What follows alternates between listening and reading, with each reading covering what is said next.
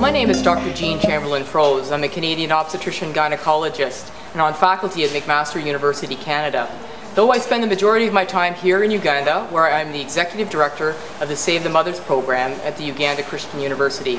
Save the Mothers is training multidisciplinary professionals to be advocates for maternal and child health, advocates in the community, within the area of politics, education, and faith communities, and within the hospitals themselves. Sorry that I can't be with you today for this very important day when we talk about, of all things, the toilet.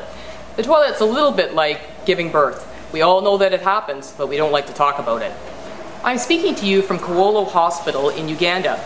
It's a district hospital serving at least 500,000 people. It's one of the major hospitals in Uganda, and it's along the road that joins Uganda to Kenya. Its maternity ward delivers 4,800 mothers every year. That's more than the large teaching hospital that I work at in Canada. And yet in this entire ward there is not one single functional toilet. And only just recently the hospital acquired clean water system through the Mother Baby Friendly Hospital program that Save the Mothers has brought to this hospital. Every room in my Canadian hospital has a toilet. It hardly seems fair. Every mother deserves a toilet.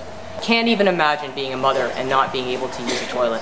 For all those reasons, I feel this is a perfect backdrop to tell you about the role that a lack of toilets plays in the health of women and girls. We know that many of the problems experienced by Ugandan mothers and their neonates are related to waterborne infections. These infections often lead to disabling diarrhea, malnutrition, and neonatal death. If the child survives, it may have cognitive impairment and stunting during those first 1,000 days of growth and development. As a girl grows older and has to defecate in the open, she is likely to wait until nightfall to relieve herself. This places her at higher risk of accidents and of assault by men who lie in wait for unsuspecting females.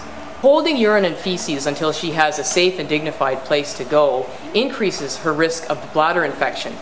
And avoiding liquids in these hot places can lead to dangerous dehydration. She will also start menstruating and not only need a place to relieve herself, but also a place to clean herself and to wash her menstrual rags. She also needs a toilet in school so she doesn't miss out on an education.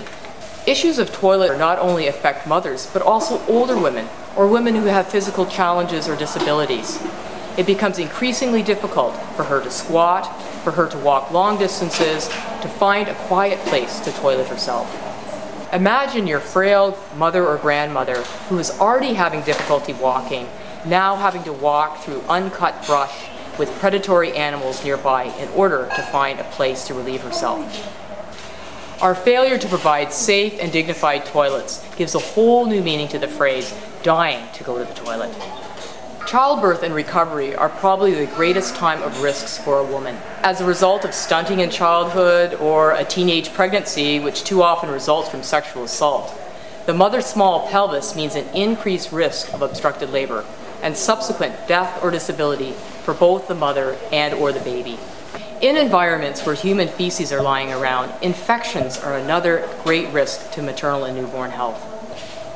In the absence of a toilet at the hospital, the mother must use a pit latrine outside of the hospital, which is not likely to be clean. If she's unable to walk that far, she'll have to use an adult cloth diaper and change it and wash it herself or have it washed by one of her family members.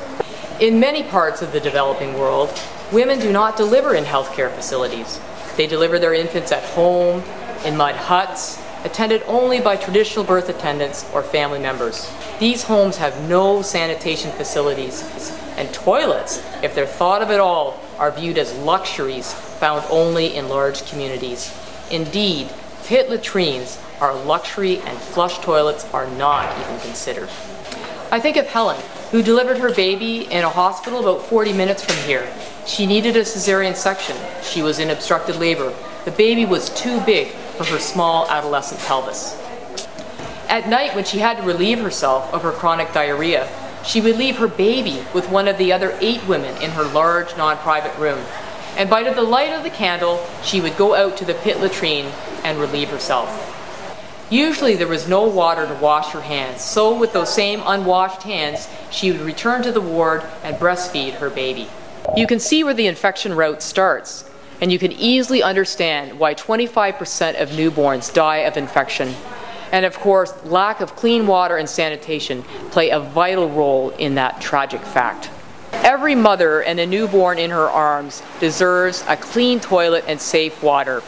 It's not a convenience or a preference. It's not about the choice of a blue room versus a pink room. It's a simple and known life-saving need, a safe and clean toilet for moms. My plea to you on World Toilet Day is that no matter who funds a health center, it must have toilet facilities. No matter where they are, women must have access to a safe and clean toilet. My plea is that every woman be educated about her right to sanitation, sanitation that is affordable, acceptable, safe, and adequate. No mother's right to a toilet should be ignored. Without it, a healthy life is too easily flushed away.